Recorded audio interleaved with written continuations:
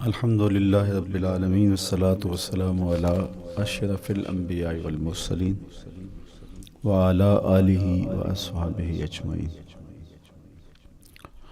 قال اللہ تعالی وتبارک فی القرآن المجید والفرقان الحمید۔ بسم اللہ الرحمن الرحیم۔ لا اقسم بہذا البلد وانت حل بہذا البلد ووالد وما ولد لقد خلقنا الانسان فی کبد۔ صدق اللہ مولانا العظیم وصدق رسولہ النبی الکریم الرؤوف الرحیم۔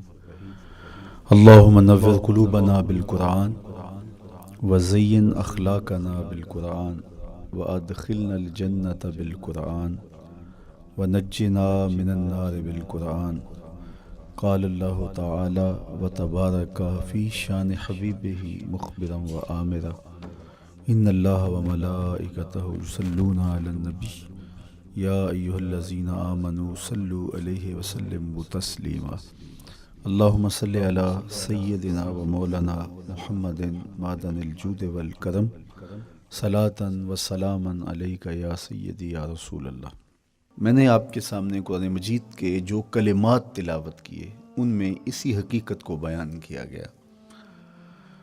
لا اقسم بہذا البلد، آغاز ہوا شہر مکہ کی قسم سے، قسم ہے مجھے اس شہر کی، پھر وجہ قسم بھی بیان کی، وانت حل بہذا البلد، مجھے اس شہر کی قسم اس لیے کہ محبوب اس شہر میں تو جو بستا ہے، تیرا بسیرا ہے اس شہر میں، اس شہر کی گلیوں نے تیرے قدم چومے ہیں اور تیرے انفاس کی مہک اس کی فضاؤں میں بسی ہے، اس لیے مجھے قسم کہ یہاں تم رہتے ہو۔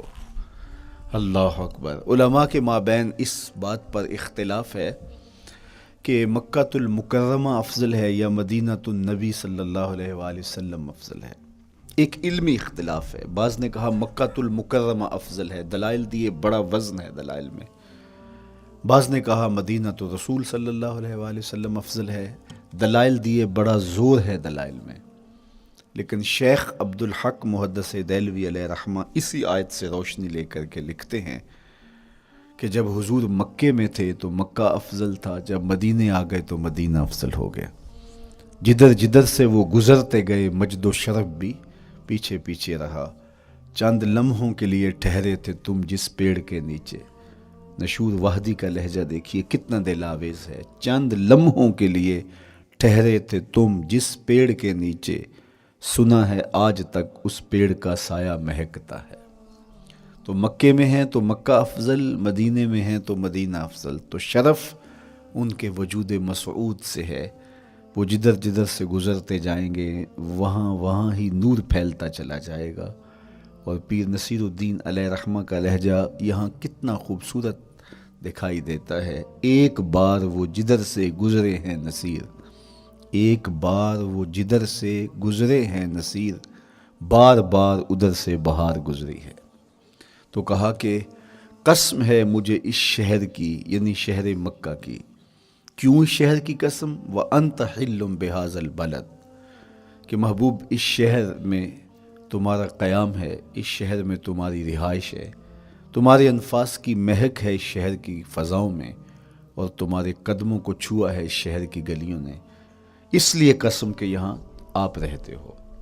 وَوَالِدٍ وَمَا وَلَدَ، اور قسم ہے باپ کی، اور قسم ہے جو اس کی اولاد ہے۔ والد سے مراد کیا ہے اور ما ولد سے مراد کیا ہے؟ تو اس کے بارے میں ایک قول یہ ہے کہ والد سے مراد حضرت ابراہیم علیہ السلام ہے، اور ما ولد سے مراد حضور علیہ السلام جو ان کے فرزند ہیں۔ ایک قول کہ والد سے مراد حضرت آدم علیہ السلام ہیں، اور ما ولد سے مراد ان کی ساری ذریت اور نسل ہے۔ تیسرا قول کہ والد سے مراد حضور علیہ السلام ہیں، اور ما ولد سے مراد حضور علیہ السلام کی ساری امت، حضور علیہ السلام کی ساری آل اطرت، حضور کے اصحاب۔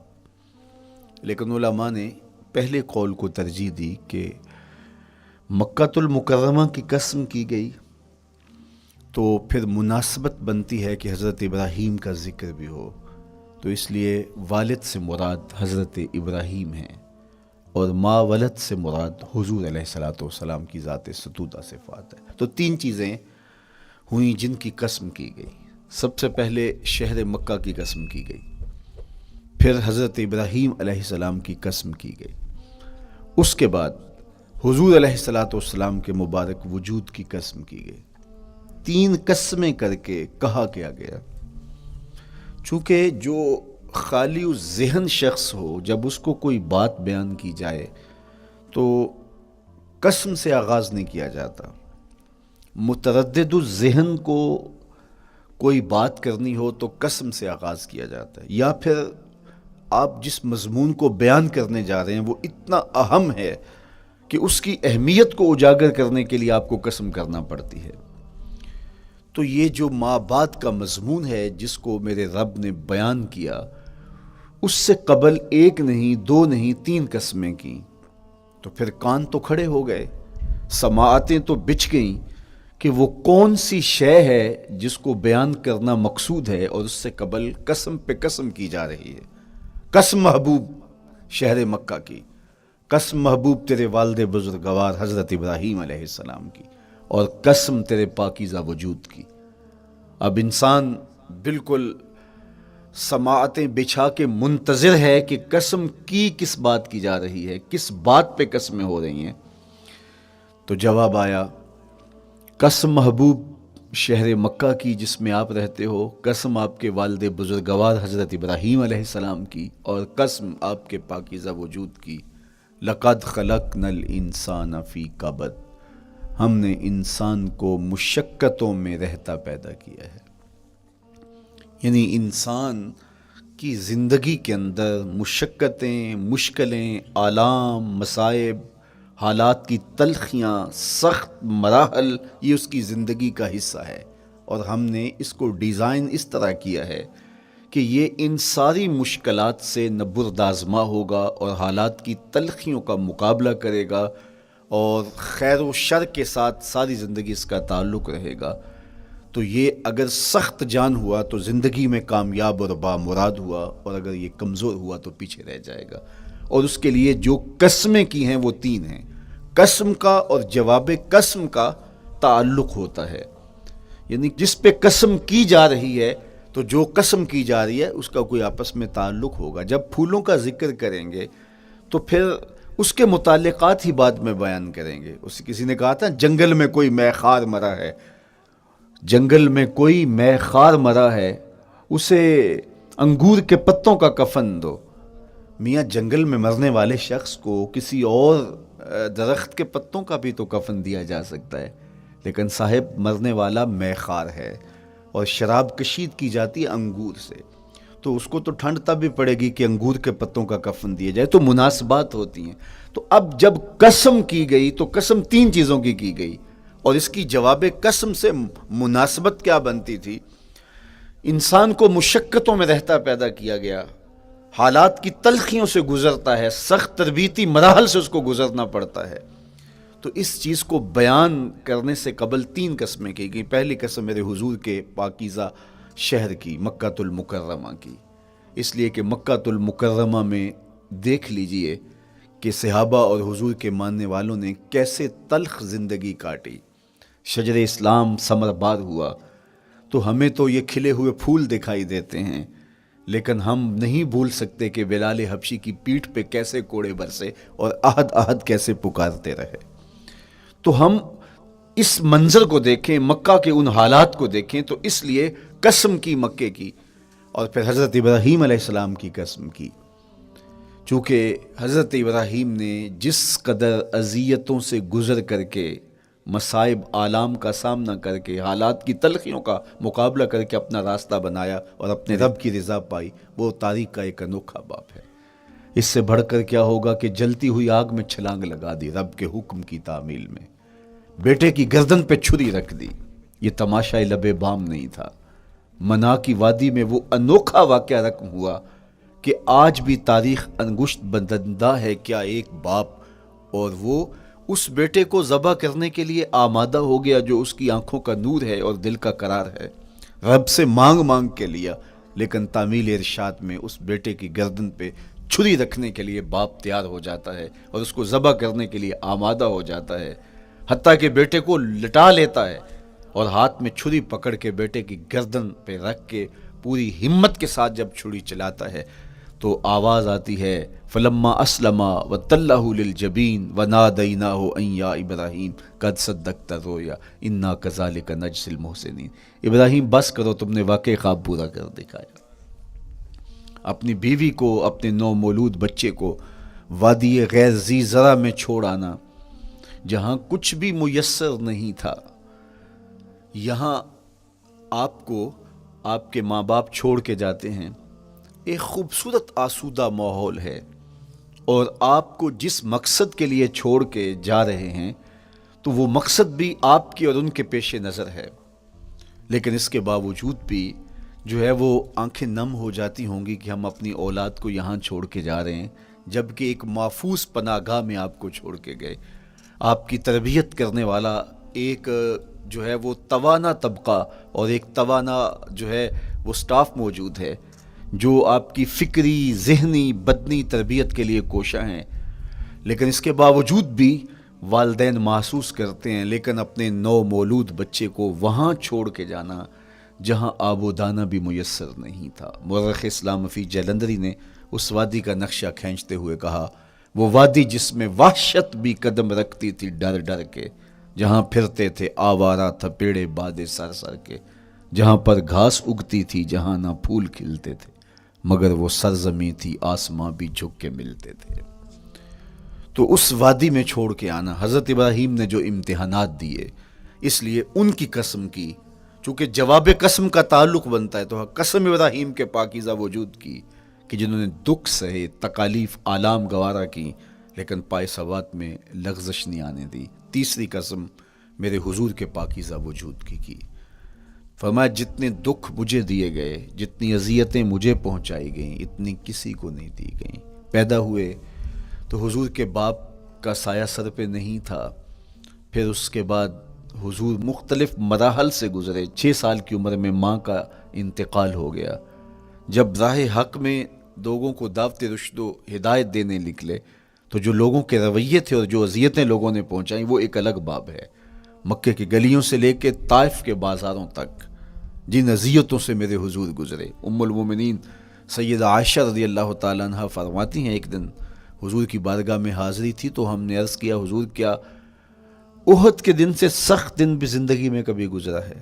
صحابہ کی نظر میں اس دن سے سخت دن کبھی زندگی میں نہیں آیا، اس لیے کہ جب 70 صحابہ کی لاشیں پڑی تھیں، حضور کے چچا حضرت امیر حمزہ شہید کر دیے گئے، اور نہ صرف انہیں شہید کیا گیا، ان کا مسئلہ کیا گیا، اعضائے بدنیاں کاٹ دیے گئے، ناک کاٹ لی گئی، زبان کاٹ لی گئی، بدن چیر کے کلیجہ نکالا گیا، اور پھر ان اعضاء کا ہار پرویا گیا، اور ہندا نے گلے میں ڈال کے رقص کیا، آنکھوں میں نیزے چبھوئے گئے۔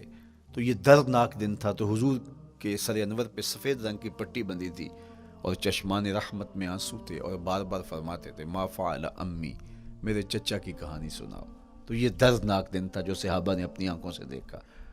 تو انہوں نے کہا حضور کیا احد کے دن سے سخت دن بھی کبھی زندگی میں آیا؟ ان کا خیال تھا کہ حضور فرمائیں گے ہاں یہ میرا زندگی کا مشکل ترین اور سخت ترین دن تھا، لیکن حضور نے فرمایا ہاں عائشہ، جب طائف کے بازاروں میں تیری قوم نے مجھے پتھر مارے تو یہ دن احد کے دن سے بھی سخت تھا۔ حضور ان کے 3 سرداروں کے پاس پیغام حق لے کے گئے، لیکن انہوں نے آگے سے جو رویہ اختیار کیا وہ اتنا اذیت ناک تھا۔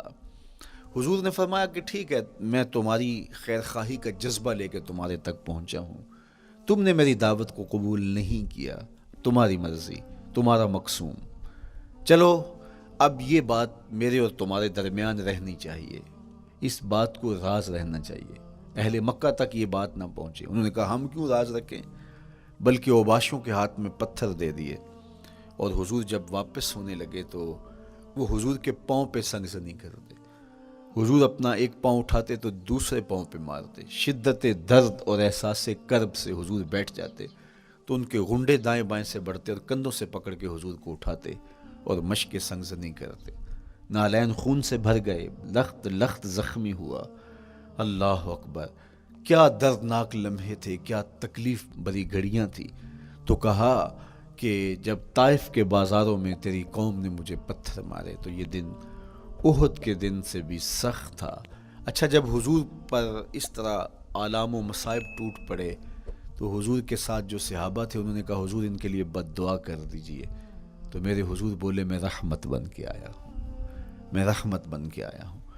اللہ اکبر. ان کا تقاضا پہم بڑا تو حضور کے ہاتھ اٹھ گئے، اور پھر حضور نے جو کہا سنیے، اللہم اہد قومی فإنہم لا یعقلون.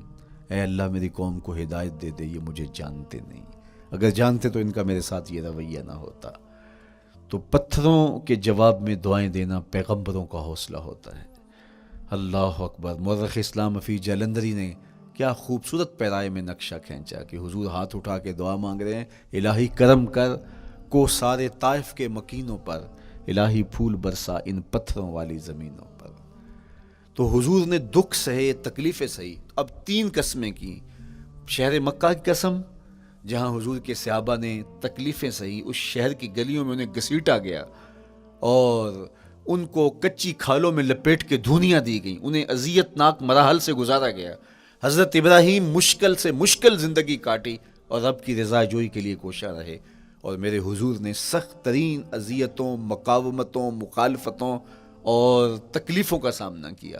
تو ان 3 چیزوں کا حوالہ دے کر، ان 3 چیزوں کی قسم کر کے اب انسان کو بتایا جا رہا ہے کہ تم مشکلات سے تمہیں گزرنا پڑے گا، حالات کی تلخیاں تمہیں سہنی پڑیں گی. کسی مرتبے تک پہنچنے کے لیے تمہیں پھر تکلیفوں کی راہ اختیار کرنی پڑے گی. تم کون ہوتے ہو؟ میرا محبوب ہو تو تکلیفیں وہ بھی اٹھائے، 2 جہاں کا مالک ہو اور طائف کے بازاروں میں اس کے پاؤں پہ بھی پتھر پڑیں، اور کونین کا سردار ہو اور ان کے اوپر اوجری ڈال دی جائے، کائنات کا مالک ہو اور ان کو مکے کی گلیوں کے اندر ان کے گلے میں عقبہ بن ابی معیط کپڑا ڈالے اور تاؤ دے. تو کیا ان مشکلات سے تم بچ سکتے ہو؟ جب تم کسی منزل تک پہنچنا چاہتے ہو تو پھر یہ حوالے ماضی کے دیکھ لو. 3 قسمیں کر کے اس حقیقت کو بیان کیا.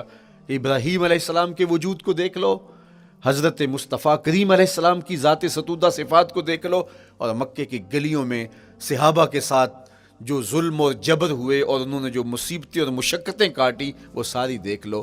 تو 3 قسمیں کھا کر کے کہا کہ بے شک انسان مشقتوں میں رہتا پیدا کیا گیا ہے. اس لیے قافلہ انسانی کے وہ افراد جو کسی منزل کے متلاشی ہوتے ہیں، جو جستجو کی زندگی بسر کر رہے ہوتے ہیں، ان کو پھر مشکلات سے گزرنا پڑتا ہے اور حالات کی تلخیاں ان کو گوارا کرنا پڑتا ہے، کشاکش حیات سے ان کو ٹکرانا پڑتا ہے، اور ان کو آگے بڑھنے کے لیے ان کو تکلیفوں سے گزر کر کے، جان گسل مراحل سے گزر کر کے پھر منزل کی طرف عازم سفر ہونا پڑتا ہے.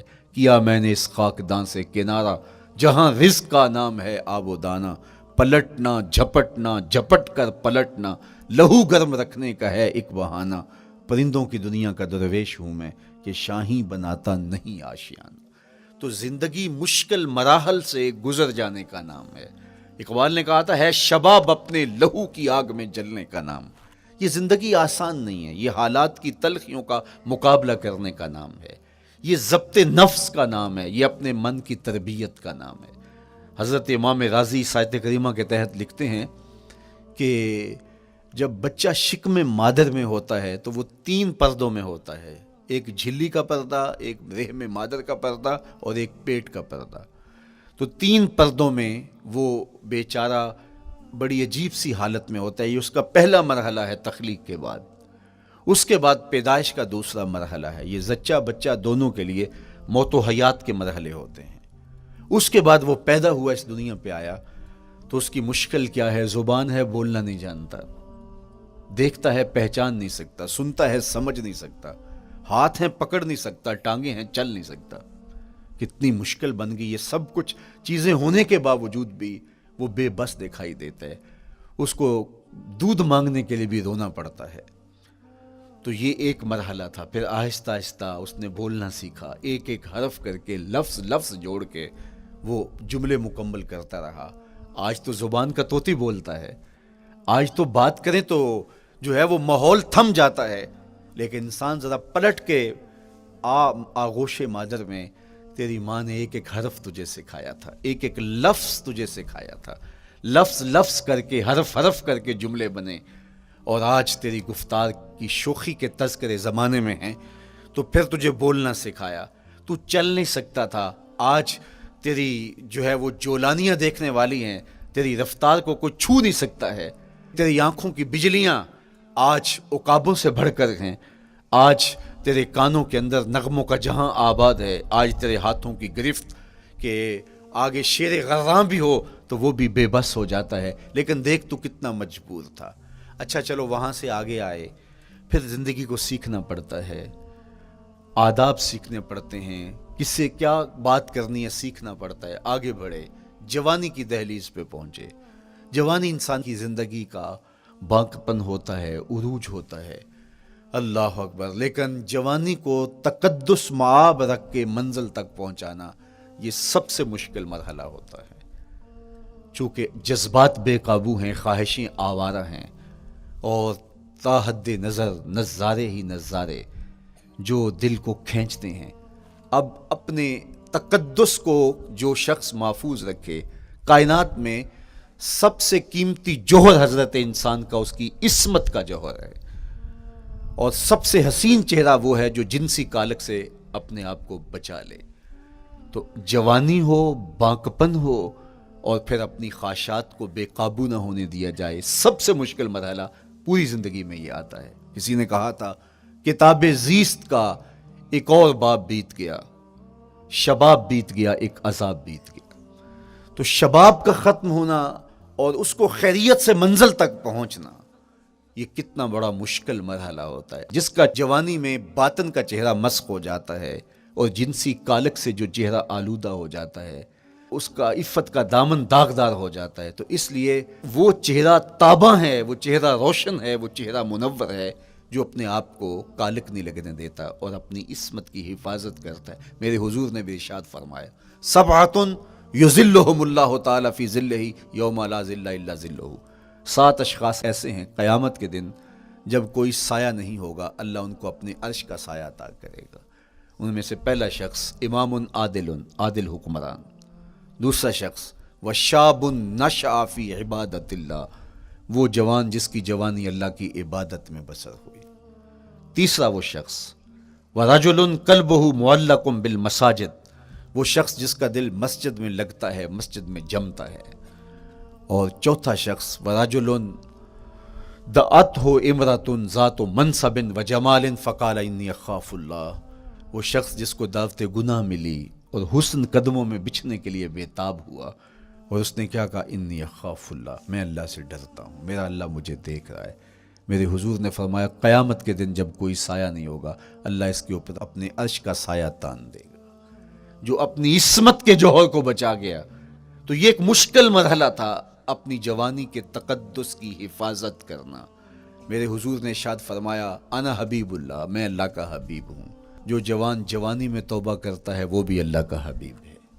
کتنا بڑا اعزاز ہے اور کتنا بڑا کمال ہے جو شخص کو ملتا ہے جو جوانی میں اپنی عصمت کے تقدس کی حفاظت کرتا ہے، اپنی آبرو پہ پہرا دیتا ہے، اپنی نظروں کی حفاظت کرتا ہے، اپنی سوچوں کو آوارہ نہیں ہونے دیتا، اپنے خیالوں کو بھٹکنے نہیں دیتا، اپنی خواہشات کو بے قابو نہیں ہونے دیتا۔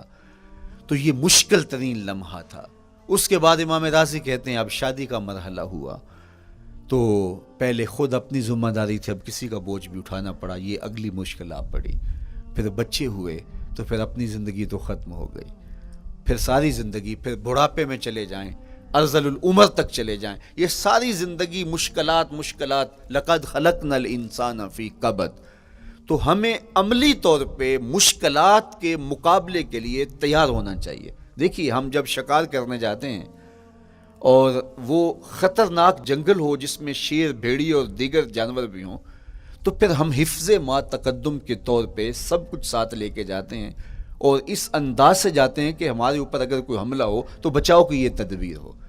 تو ہم عملی طور پہ اس کے لیے خود تیار ہوتے ہیں، تو پھر کوئی ہونے والا حملہ غیر متوقع نہیں ہوتا اور ہم اس کے لیے اپنے آپ کو مستعد اور فعال پاتے ہیں۔ اسی طرح میں اور آپ اگر زندگی کے اس فلسفے سے آگاہ نہیں ہوں گے کہ زندگی مشکلات کا مجموعہ ہے، حالات کی تلخیاں ساری زندگی ہمارے ساتھ رہیں گی، تو کوئی بھی تکلیف، کوئی بھی اذیت، کوئی بھی ایسا واقعہ جو ہم نہیں چاہ رہے ہوں گے وہ روح پذیر ہوگا تو ہم گھبرا جائیں گے اور پھر اس وقت ہم دکھی ہو جائیں گے۔ اس لیے ہمیں یہ قرآن نے سکھایا ہے کہ تم عملی طور پہ زندگی کی سختیوں کا مقابلہ کرنے کے لیے آمادہ اور تیار ہو جاؤ۔ قرآن مجید میں جو صبر کا لفظ ہے اس کا مفہوم یہ ہے کہ حالات کی جو تلخیاں تمہارے اوپر آتی ہیں، وہ غربت بھی ہو سکتی ہے، وہ بیماری بھی ہو سکتی ہے، وہ لوگوں کی عداوت اور دشمنی بھی ہو سکتی ہے، وہ اور بہت ساری چیزیں ہوتی ہیں، وہ جنگوں کی حالت کا بپا ہو جانا اور تمہارا دشمنوں کے نرغے میں گر جانا، یہ سب کچھ ہو سکتا ہے۔ تو اس کے اوپر استقامت کے ساتھ تم کھڑے رہو اور تم ان کو برداشت کرنے کی اپنے اندر ہمت اور حوصلہ رکھو، تو پھر وہ تمہارا صبر ہوگا، اور یہ قوت اگر تمہارے اندر پیدا ہو جاتی ہے تو پھر تمہاری زندگی آسان اور سوکھی ہو جاتی ہے۔ لیکن اگر یہ دولت تمہیں نصیب نہیں ہوتی تو پھر ساری زندگی دکھوں اور شکووں سے بھری رہتی۔ اس لیے ہمیں یہ چیز سیکھ لینی چاہیے کہ زندگی نام ہی مشکلات سے نہ برد آزما رہنے کا ہے۔ عملی طور پہ ہم دیکھو، ہمیں پتہ ہے سردی آ رہی ہے تو اس کا ہم پہلے انتظام کرتے ہیں، تو سردی ہمیں دکھی نہیں پھر کرتی، ہم سردی سے بھی لطف لیتے ہیں، موسم برسات سے بھی مزہ لیتے ہیں، اور گرمی سے بھی ہم ایک حاز حاصل کر لیتے ہیں اگر ہم اس کو جو ہے اس کے لیے عملی طور پہ اپنے آپ کو تیار کر لیں۔ لیکن اگر ہم اس کے لیے تیاری نہیں کریں گے تو سوائے گھبراہٹ کے اور کچھ نہیں ہوگا۔ تو مجھے اور آپ کو عملاً اپنے آپ کو اس بات کے لیے آمادہ کرنا پڑے گا کہ زندگی ان حالات کی تلخیوں سے ٹکرانے کا نام ہے، اور ساری زندگی ہمیں ان مراحل سے گزرتے رہنا پڑے گا۔ اور قرآن نے جو ہے وہ 3 قسمیں کر کے، اور 3 قسمیں بھی شہر مکہ کی اور محبوب کریم کے پاکیزہ وجود اور جناب ابراہیم علیہ الصلوۃ والسلام کی، تاکہ تمہیں پتہ چلے جب ان کو بھی ان مراحل سے گزرنا پڑا میں اور آپ کیا بیچتے ہیں۔ اس لیے ہمیں اپنی زندگی کو ان راہوں پہ ڈالتے ہوئے صبر اور استقامت، اب صبر اور استقامت کی دولت ہمیں کیسے نصیب ہوگی، یہ دولت کس طرح، یہ قوت راسخہ ہمارے اندر کیسے پیدا ہوگی، اور کس طرح ہمارے من کے اندر یہ چیزیں سمائے گی۔ اللہ تعالیٰ کی خشیت، اس پر توکل، اس پر بھروسہ، اور اللہ تعالیٰ جل شانہ کی طرف سے ہر کام کے ہونے کا یقین ہمارے اندر یہ استقامت اور یہ حوصلہ پیدا کرتی ہے یہ چیز۔ اس لیے مجھے اور آپ کو اپنی پوری زندگی میں اس عمل سے گزر کر کے اپنے آپ کو مضبوط ترین صورتحال میں لا کے کھڑا کرنا پڑے گا، اور یہی زندگی کا جمال ہے۔ تو اب پھر دیکھیے قرآن کیا کہہ رہا ہے، لا اقسم بہذا البلد وانت حل بہذا البلد ووالد وما ولد، 3 قسمیں کی۔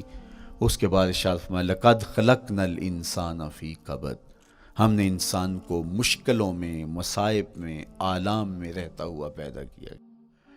کہتے ہیں جب حضرت انسان کی تخلیق ہوئی تو اس کا خمیر جب گویا جا رہا تھا تو اس کے اوپر 39 دن تک آزمائشوں کی، دکھوں کی، تکلیفوں کی بارش ہوئی، اور ایک دن خوشیوں اور مسرتوں کا می برسا۔ تو انسان کی زندگی کے اندر حالات سے ٹکرانا اور دکھوں کو سہنا اور دکھوں سے مقابلہ کرنا، یہ سیکھنا پڑے گا، اور جب انسان اس کو عملی طور پر سیکھ جائے گا تو پھر زندگی کا جمال اور زندگی کا حسن نصیب ہوگا۔ دوسری بات، ہمیں اپنی زندگی میں 7 چیزوں کو اپنا اصول بنا لینا چاہیے، اور یہ 7 چیزیں وہ ہیں جو ہماری زندگی کو ایک خوبصورت سانچے میں ڈھال کر کے ہمیں ایک پاکیزہ اور ستھرا انسان بنا دیتی ہے۔ پہلی چیز، التمسک بکتاب اللہ، اللہ کی کتاب سے جڑ جانا، وابستہ ہو جانا۔ جب ہم کتاب اللہ سے وابستہ ہو جائیں تو پھر ہمارے باطن کی اور نفس کی تربیت ہوتی ہے، اور پھر ہم وہ مطلوب انسان بنتے ہیں جو ہمارا رب ہم سے تقاضا کرتا ہے۔ تو اس لیے ہمیں اپنی زندگی میں اس چیز کو لازم کر لینا چاہیے کہ ہمارا کوئی بھی دن قرآن مجید کی تلاوت کے بغیر نہ گزرے۔ اپنے دن کا آغاز قرآن مجید کی تلاوت سے کیجیے۔ سورہ یاسین سے جو اپنے دن کا آغاز کرتا ہے، سارا دن اللہ کی امان میں رہتا ہے، اس کی حفاظت میں رہتا ہے، اور اپنی شب کا آغاز سونے سے پہلے سورہ الملک کی تلاوت کریں، آپ ساری شب اللہ کی امان میں، اس کی حفاظت میں رہیں گے۔ اور قرآن مجید کو سمجھ کر اس کے مفاہیم و مطالب کے ساتھ ایک رکوع کم از کم پوری زندگی، اپنی زندگی کے نصاب میں آپ کتنا وقت مختلف امور کے لیے سر انجام دیتے ہیں۔ یہ کتاب انسانی ہدایت کے لیے، انسانی تربیت کے لیے، اس سے کوئی اور بہتر اور مؤثر جو ہے وہ نصاب نہیں ہو سکتا ہے۔ انسان سازی کا بہترین ذریعہ ہے یہ کتاب، اور اس کتاب کے ذریعے سے جو ہے وہ انسان پستیوں سے اٹھ کے بلندیوں تک جا پہنچتا ہے۔ اقبال نے تو کہا کہ گر تمی خواہی مسلمان زیستن، نیست ممکن جز بقرآن زیستن۔ اگر تو مسلمان بن کے جینا چاہتا ہے تو قرآن کے بغیر ایک قدم بھی نہیں چل سکتا۔ تو آگے چل کے اسی نظم میں کہا کہ فاش می گوئم آنکھ در دل مزمرست، این کتاب نیست چیزیں دیگرست۔ اگر میں کھل کے بیان کر دوں جو میرے سینے میں چھپا ہے تو میں تجھے بتا دوں کھل کے، یہ کتاب نہیں، یہ کوئی اور ہی شے ہے۔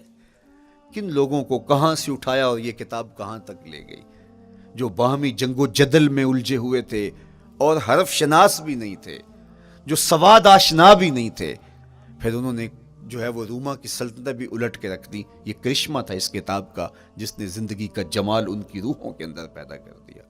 تو میں اور آپ اپنی زندگی میں قرآن مجید سے کبھی بھی دور نہ ہوں، روزانہ کی بنیاد پہ آپ تلاوت کلام مجید اپنی زندگی میں شامل رکھیں۔ انشاءاللہ اس کے اجالے دنیا میں اور آخرت میں آپ اپنی آنکھوں سے مشاہدہ کریں گے۔ حضرت امام احمد بن حنبل فرماتے ہیں، میں نے رب سے کہا کہ مجھے اپنا قرب عطا کر، آواز آئی میرا قرب چاہتے ہو تو قرآن پڑھا کرو۔ یہ رب کی قربت کی بھی ضمانت ہے اور ضبط نفس اور باطن کی تربیت کا بھی ذریعہ ہے۔ اچھا، دوسری بات، والاقتداء بسنت رسول اللہ صلی اللہ علیہ وآلہ وسلم، ہمارے لیے بہترین نمونہ ہمارے حضور علیہ الصلوۃ والسلام کی زندگی ہے، حضور کے دیا ہوا نظام حیات ہے، جس پر حضور نے خود عمل کر کے دکھایا۔ میرا عشق رسول، میری محبت رسول اس بات کا تقاضا کرتی ہے کہ میں ان کے طریقہ حیات کے مطابق اپنی زندگی گزاروں۔ اسلام دعوے کی بات نہیں کرتا، دلیل ہم سے مانگتا ہے۔ آج میں کہتا ہوں میں عاشق رسول ہوں، اور اتنا بڑا عاشق رسول ہوں کہ میرے جیسا زمانے میں دوسرا کوئی نہیں۔ میرے جذبات ایسے دکھائی دیتے ہیں، آسمان کو چیر دوں گا اور زمین کو پھاڑ دوں گا، لیکن ہمسایوں کے ساتھ میرا سلوک بتاتا ہے کہ میں عاشق رسول نہیں ہوں۔ دوستوں کے ساتھ میرا رویہ بتاتا ہے کہ میں عاشق رسول نہیں ہوں۔ میں کسی سے وعدہ کرتا ہوں اور پھر اس پہ پورا نہیں اتر پاتا، تو صاحب پھر آپ عاشق رسول نہیں ہیں، آپ کچھ اور ہیں۔ عشق رسول تو یہ ہے کہ میرے محبوب علیہ السلام نے کسی سے عہد کیا ہے کہ تمہارے آنے تک میں یہاں کھڑا ہوں، اور وہ جا کے بھول جاتا ہے، اور میرے حضور 3 دن وہاں منتظر رہتے ہیں۔ وہ اچانک گزرا اور دیکھا تو حضور علیہ السلام کھڑے ہیں، تو خود پریشان ہوا، صرف اتنی بات اسے کہی، صاحب تو نے مجھے مشکل میں ڈال دیا، تو نے مجھے مشقت میں ڈال دیا۔ عہد کیا ہے تو پھر اس کی پاسداری نبھا کے دکھائی۔ اللہ اکبر! میں اگر حضور سے محبت کرنے والا ہوں تو میرا رویہ بتائے کہ میں عاشق رسول ہوں۔ میری زبان پہ جھوٹ نہیں بول سکتی۔ آپ سے پوچھا گیا کہ مومن بزدلی کر سکتا ہے؟ کہا نہیں، بہادر ہوتا ہے، لیکن ہو سکتا ہے کبھی اس سے بزدلی سرزد بھی ہو جائے۔ پھر پوچھا گیا کہ مومن بخیل ہو سکتا ہے؟ کہا نہیں، سخی ہوتا ہے، لیکن ہو سکتا ہے کبھی اس سے بخل بھی سرزد ہو جائے۔ پھر تیسرا سوال حضور سے کیا گیا، مومن جھوٹا ہو سکتا ہے؟ فرمایا جھوٹا نہیں ہو سکتا، یہ پکی بات ہے کہ مومن جھوٹ نہیں بول سکتا۔ میں اور آپ اپنے رویوں میں دیکھیں کہ ہم کھڑے کہاں ہیں۔ آج ہم ان جگہوں پہ بھی جھوٹ بولتے ہیں جہاں جھوٹ بولنا ہماری مجبوری بھی نہیں ہوتی، چونکہ یہ ہماری فطرت ثانیہ اور عادت بن چکا ہے، اور ہم اس کو برا ہی نہیں سمجھتے۔ جبکہ جھوٹ جب کوئی شخص بولتا ہے، حدیث پاک میں آتا ہے اس کے منہ سے بدبو نکلتی ہے، رحمت کے فرشتے 1 میل دور ہٹ جاتے ہیں اس سے۔ اور سویر سے شام تک جب ہمارے معمولات یہ ہوں تو پھر ہم کہاں کھڑے ہیں اور رحمت کے فرشتے کہاں کھڑے ہیں؟ تو حضور علیہ الصلوۃ والسلام کی سنت کا اتباع حضور کی محبت کی دلیل ہوگی۔ امام قرطبی نے لکھا ہے، اللہ کی محبت کا کوئی دعویٰ کرے تو کیا دلیل ہوگی کہ یہ واقعی محب الہی ہے؟ تو کہا اللہ سے محبت کا دعویٰ کرنے والے کے لیے دلیل یہ ہے کہ وہ قرآن سے پیار کرے۔ قرآن سے پیار اور قرآن سے محبت کی دلیل یہ ہے کہ حضور کا پیار سینے میں رکھے. حضور سے محبت کی دلیل یہ ہے کہ سنت رسول سے پیار کرنے والا ہو, اور سنت رسول سے پیار کرنے کی دلیل یہ ہے کہ بدعات سے اجتناب کرنے والا ہو. ہر وہ طریقہ جو میرے حضور نے نہیں دیا اس کو اختیار نہ کرے, اس طریقے کو اختیار کرے جو حضور علیہ الصلوۃ والسلام کا عطا کرتا ہے. تیسری بات, عقل الحلال. یہ وہ بنیادی اصول ہیں جو ہماری زندگیوں میں اتر جانے چاہیے, اور ہم ایک صالح اور خوبصورت انسان بن کے اس معاشرے کا حصہ بن سکتے ہیں. عقل حلال زندگی میں شامل ہو تو زندگی کو جمال نصیب ہوتا ہے, اور باطن اور ظاہر کو طمانینت نصیب ہوتی ہے. اگر رزق پاک نہیں ہے تو آپ کعبے بھی جائیں تو وہاں بھی آپ محروم پلٹیں گے. میرے حضور علیہ الصلوۃ والسلام نے فرمایا, ایک بندہ لمبا سفر کر کے گیا, اشعث اغبر کے لفظ ہیں کہ اس کے بال بکھرے ہوئے ہیں, سفر کی گرد پڑی ہوئی ہے, اور لباس بھی پھٹا ہوا ہے, شکستہ حالت, پراگندہ صورت, اور کھڑا ہے کعبۃ اللہ کے سامنے. یمد یدیہ, دونوں ہاتھ لمبے کر کر کے دعا مانگ رہا ہے, اور کیا کہتا ہے, اے اللہ ومطعمہ حرام ومشربہ حرام وملبسہ حرام وغذی بالحرام. فرمایا اس کا کھانا حرام کا ہے, اس کا پینا حرام کا ہے, اس نے جو لباس پہنا ہے وہ حرام کا ہے. میرے حضور فرماتے ہیں بتاؤ اس کی دعا کیسے قبول ہوگی. اب لمبا سفر کاٹ کے حرم کعبہ میں پہنچے, غلاف کو پکڑ پکڑ کے دعائیں کر رہا ہے, لمبے لمبے ہاتھ کر کے دعائیں مانگ رہا ہے, ملتزم سے لپٹا ہوا ہے, حتیم میں سجدہ ریز ہو کے رو رو کے دعائیں مانگ رہا ہے, لیکن دعا قبول نہیں ہوتی. کیوں؟ اس لیے کہ اس کے پیٹ میں لقمہ حرام کا ہے, اس کے بدن پہ لباس حرام کا ہے. تو اسلام نے جتنا زور حلال کمانے, حلال کھانے اور حلال اختیار کرنے پر دیا ہے, تو ایک مومن اگر اسلام کے مبادیات سے بھی آگاہ ہو تو اس کی تو زندگی کے اندر جو ہے وہ حرام گھس ہی نہیں سکتا ہے, بلکہ وہ مشکوک سے بھی اجتناب کرے. چوتھی چیز, کف الاذی. اپنے آپ کو ایسا بناؤ کہ تمہارے وجود سے کسی کو ضرر اور تکلیف نہ پہنچے. ہمارا اسلام تو ہمیں یہ بتاتا ہے کہ تم پیاز یا لہسن کھا کے مسجد میں نہ جاؤ کہ تمہارے منہ سے جو سمیل آتی ہے اس سے کسی کو تکلیف نہ پہنچے.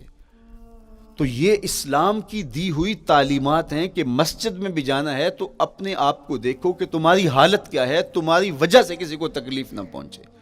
تمہارے رویے اتنے خوبصورت ہوں, تمہارے ہمسائے بتائیں کہ یہ واقعی مسلمان ہے. مسلمان کی تعریف کی گئی, المسلم من سلم المسلمون من لسانہ و یدہ. مسلمان کون ہے؟ جس کے ہاتھ سے, جس کی زبان سے دوسرا مسلمان بھائی محفوظ ہے, تو وہ مسلمان ہے. اللہ اکبر. ہم یہ جو کہتے ہیں السلام علیکم, اس کو کہتے ہیں تحیت المسلم, مسلمان کا تحیت. تو اس میں اس کے معنی پہ غور کریں تو ہم اس کو ضمانت دے رہے ہوتے ہیں, السلام علیکم, تیرے اوپر سلامتی ہو. تو ہم اپنی جانب سے اسے ضمانت دیتے ہیں, میرے بھائی میری طرف سے تیری عزت, تیری جان, تیری آبرو سلامت ہے, اب میری جانب سے تو پریشان نہیں ہونا, میں تجھے سلامتی کی ضمانت دیتا ہوں. اور وہ آگے سے کیا کہتا ہے, وعلیکم السلام. میرے بھائی پھر میری جانب سے بھی تیرا سب کچھ محفوظ ہے. اگر سلام کا مفہوم اچھی طرح ہماری روحوں میں اتر جائے تو پھر ایسا ہو نہیں سکتا کہ ہم جس کو السلام علیکم کہہ دیں پھر اس سے ہم دھوکہ کریں, یا اس کی آبرو پہ حملہ آور ہوں, یا اس کے مال پہ حملہ آور ہوں جب السلام علیکم کہہ دیا. چونکہ جو ہمیں لفظ بولنے کے لیے کہا گئے ہیں اس کے پیچھے فلسفہ ہے لفظوں کا. یہ پھول ہیں, ان کو دیکھ کر سبحان اللہ کہنے کا کہا گیا ہے. پہاڑوں کو دیکھ کے اللہ اکبر کہنے کا کہا گیا ہے. پہاڑوں کو دیکھ کے سبحان اللہ کہہ دیں اور پھولوں کو دیکھ کے اللہ اکبر کہہ دیں, ایسا کیوں نہیں کہہ دیتے؟ لیکن نہیں, اس لیے کہ جب پہاڑوں کو دیکھتے ہیں تو دل میں ان کی ہیبت پیدا ہوتی ہے. اتنے بڑے پہاڑ, سمندر کو دیکھتے ہیں تو اس کی ہیبت پیدا ہوتی ہے, اتنا بڑا سمندر تا حد نظر پھیلا ہوا, تو جب اس کی بڑائی پیدا ہونے لگتی ہے تو فوراً پلٹایا گیا اللہ کی بڑائی کی طرف اور کہا بول اللہ اکبر, یہ نہیں میرا اللہ بڑا ہے. اور پھول کو جب دیکھا تو اس کی لطافت کی طرف الجھنے لگے, کتنا خوبصورت ہے, درزوں میں کیسے خوشبو بسی ہوئی ہے, کیسے رنگ ہیں, کیسے جمال ہیں. اللہ اکبر. وہ کیا کسی نے کہا تھا نا کہ درزوں کی لطافت میں خوشبو نے اماں پائی, گل چیرنے والے نے کس شان سے چیرا ہے. تو کیا کمال ہے یار, کیا پتیاں ہیں, کیا رنگ ہے, کیا خوبصورتی ہے, کیا لطافت ہے. الجھنے لگے, کہا بول سبحان اللہ, یہ کیا ہے جس نے رنگ بھرے ہیں وہ پاک ہے. تو تیرا دل الجھ نہ جائے. تو جو ہم بولتے ہیں لفظ جہاں بھی بولتے ہیں اس کے پیچھے ایک فلسفہ ہوتا ہے. السلام علیکم یہ تحیت المسلم ہے. جب ہم کسی کو کہتے ہیں السلام علیکم تو اس کو ہم نے ضمانت دے دی، بس بات ختم، اب جو ہے وہ میری جانب سے تو محفوظ ہے۔ لیکن ہم سلام بھی لے رہے ہوں گے اور ہاتھ بھی کاٹ رہے ہوں گے اور اس کی جیب بھی کاٹ رہے ہوں گے، پھر سلام نہیں لیا، ہم نے منافقت کی ہے۔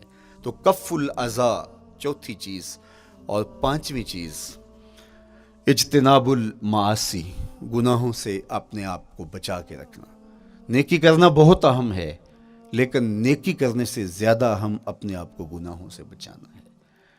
چونکہ شر کی قوتیں ہمارے ساتھ جڑی ہوئی ہیں، اس لیے اپنے آپ کی حفاظت جب ہم کریں گے تو ہم ایک اچھی صورت میں آگے بڑھیں گے۔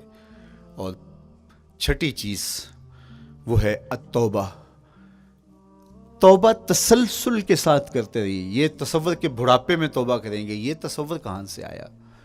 یا ہمارے ہاں آج کل یہ کلچر پیدا ہوا ہے کہ لیلۃ القدر یا شبرات کے دن سارے جڑ کے توبہ کرنے بیٹھ جاتے ہیں اور پورا سال اپنی مرضی کی زندگی گزارتے ہیں۔ ایسا نہیں ہے۔ میرے حضور کے دامن پہ ایک بھی گناہ کا دھبا نہیں تھا۔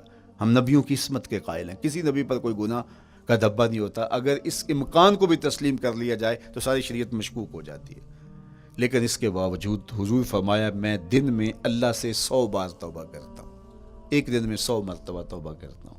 میں اور آپ دیکھیں کہ ہم کیا اس معمول کو اپنی زندگی میں شامل کیے ہوئے ہیں۔ جب انسان توبہ کرتا ہے، جب غسل کر لیتا ہے نا ایک دفعہ، تو پھر وہ بچ بچ کے چلتا ہے کہ کوئی گرد دوبارہ پڑ نہ جائے، اور جب وہ لتھڑا ہوا ہو تو پھر اس کو پرواہ بھی نہیں ہوتی۔ اس لیے ہمیں بار بار غسل کرنے کی، بار بار توبہ کرنے کی تلقین کی گئی ہے، تاکہ ہم پھر نئے گناہوں سے بچتے رہیں گے۔ تو اپنی زندگی میں توبہ کا تسلسل کیجئے، شام سویرے صبح بار بار اللہ سے توبہ کی اور رجوع کیجئے۔ اور آخری چیز ادا الحقوق، حقوق کا ادا کرنا۔ ہمارے ذمے جو حقوق عائد ہوتے ہیں وہ ہمارے والدین کے ہیں، وہ ہمارے بہن بھائیوں کے ہیں، وہ ہمارے دوستوں کے ہیں، ہمسایوں کے ہیں، ہمارے اساتذہ کے ہیں، کلاس فیلوز کے ہیں۔ وہ حقوق حتیٰ کہ جانوروں کے کیوں نہ ہوں، تو ان حقوق کو ہم ادا کرنے والے، دست بردار نہیں ہو سکتے ہم ان حقوق سے۔ یہ مومن کی زندگی ہے، یہ ہمارا نظم حیات ہے، یہ اسلام کا دیا ہوا منشور ہے، یہ طریقہ زندگی ہے کہ ہم ایک ایک کے حق کو ادا کرتے ہوئے اپنی زندگی کو بسر کریں۔ بالخصوص میں طلباء سے مخاطب ہوں کہ یہ عمر تربیتی اعتبار سے سب سے اہم عمر ہے۔ سیدنا علی المرتضیٰ رضی اللہ تعالیٰ عنہ فرماتے ہیں کہ 15 سال سے لے کر کے 20 سال تک کی عمر میں انسان کے نظریات پختہ ہوتے ہیں اور اس کی عادتیں جمتی ہیں۔ یہ دوسرے کہتے ہیں 13 سے 19 سال تک کی عمر، وہ کہتے ہیں یہ بڑی اہمیت کی حامل ہے۔ تو 13 سے 19 سال یا 15 سے 20 سال تک کی عمر، بعض کا تو ہوتا ہے کہ ابھی بچے ہیں، ماں باپ بھی سستی کرتے ہیں کہ ان کو تہجد کا عادی اب کیوں بنائیں، ابھی تو یہ بچے ہیں، ان کو ان چیزوں سے، چھوٹی چھوٹی چیزوں کا عادی اب کیوں بنائیں، جب بڑے ہوں گے، سمجھدار ہوں گے، ذمہ داریوں کا بوجھ آئے گا، سب کچھ کر لیں گے۔ تو پھر اس وقت کرنا مشکل ہوتا ہے، پھر کر نہیں پاتا بندہ۔ تو جو سیکھنا ہے، جو عادتیں پختہ کرنی ہے، وہ اسی زندگی میں ہوتی ہیں۔ تو یہ آپ کا ایک موقع ہے، آپ کا کوئی ایک ماحول فراہم ہوا ہے۔ آپ کے ہمسائے آپ کے کلاس فیلوز ہیں جو آپ کے ساتھ کمرے میں رہ رہے ہیں۔ ہمسائیگی کے حقوق ادا کرنے کا جو انداز ہے وہ یہاں ہی سیکھیے اور اپنے اندر اس کو متحقق کیجیے اور پختہ کیجیے۔ اسی طرح اپنے گفتگو کے لہجوں میں شائستگی، اپنے انداز کے اندر خوبصورتی اور اپنے رویوں کے اندر جمال پیدا کرنے کی کوشش کریں۔ اپنے آپ کو مؤثر بنائیں اور شریعت کے بتائے ہوئے اصول اور ضابطوں کے مطابق آپ جب زندگی کے چند دن گزار لیں گے، پھر زندگی گزارنے کا نشہ آنے لگ جائے گا۔ چونکہ جب ہم اپنی خواہش کی زندگی گزارتے ہیں تو پھر ہم خود بے چین اور مضطرب ہوتے ہیں، اس لیے کہ ہمیں اس طرح زندگی گزارنی چاہیے جس طرح ہمارے رب نے ہمیں بتایا ہے۔ آپ کوئی بھی مشین خریدتے ہیں، کوئی بھی چیز لیتے ہیں تو اس کے ساتھ چھوٹی سی بک دیتے ہیں، آپ کو اس کا طریقہ استعمال بتاتے ہیں کہ اس کو یوں استعمال کرو گے تو دیر پا اس کے فوائد حاصل کرو گے۔ اگر یہ مائک ہم اس طرح استعمال نہیں کرتے، اپنی خواہش سے استعمال کریں گے تو پھر نتیجہ کیا ہوگا کہ تھوڑے دنوں کے بعد جو ہے وہ خرابی کی طرف سلسلہ چلے گا۔ اس طرح یہ وجود جس پاکیزہ ذات نے بنایا ہے، اس نے ہمیں بتایا ہے کہ اس کو استعمال کیسے کرنا ہے اور اس زندگی کو کیسے گزارنا ہے۔ اور پھر انسان کو ایک ماڈل اور نمونہ بھی چاہیے تو کہا نمونہ دیکھنا ہے تو محمد عربی کی ذات دیکھ لو، ادھر دیکھتے جاؤ اور زندگی گزارتے جاؤ، دیکھنا تمہاری زندگی کتنی خوبصورت اور کتنی پروقار گزرتی ہے۔ اللہ آپ کو دنیا آخرت کی برکتیں دے، اپنی پناہوں اور اپنی امان اور اپنی حفاظتوں کا حصار دے، اور آنے والا کل اللہ بہتر فرمائے، میرے وطن کی خیر کرے، میرے ملک کو امن کے اجالے دے، یہاں دہشت گردی کے سلگتے الاؤ ٹھنڈے کر کے امن کی بہاریں پیدا کر دے۔ کی محمد سے وفا تو نے تو ہم تیرے ہیں، یہ جہاں چیز ہے کیا لوح و قلم تیرے ہیں۔ وآخر دعوانا ان الحمدللہ۔